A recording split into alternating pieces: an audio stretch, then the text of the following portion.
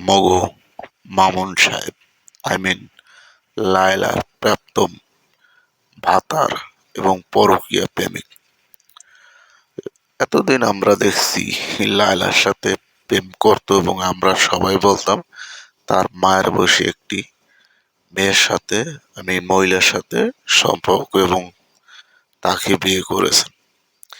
এরপরে লায়লার যত কাহিনী হিস্টোরি তো সবাই আমরা জানি এবং তার সাথে থানায় জেল পর্যন্ত কাটছে এবং লাস্ট পর্যন্ত একটা ছাড়াছাড়ি একটা ব্যবস্থা হয়েছে। কিন্তু এই ভিডিওটা দেখার পর আমার মনে হয় মামুনের রুচি মনে হয় সব পুরা মহিলাগো উপরে। ওরকম একটা পিসি পোলার লগে এইরকম বড় বড় মহিলারা এমন কি স্বাদ আছে মামুনের ভিতর যে এরকম বড় বড় মহিলাগো লাগবে।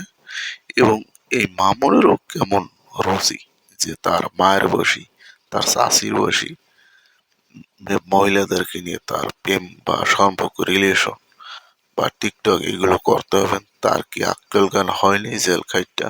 বন্ধুরা, ভিডিওটা কেমন হলো একটি কমেন্ট করে জানিয়ে দেবেন।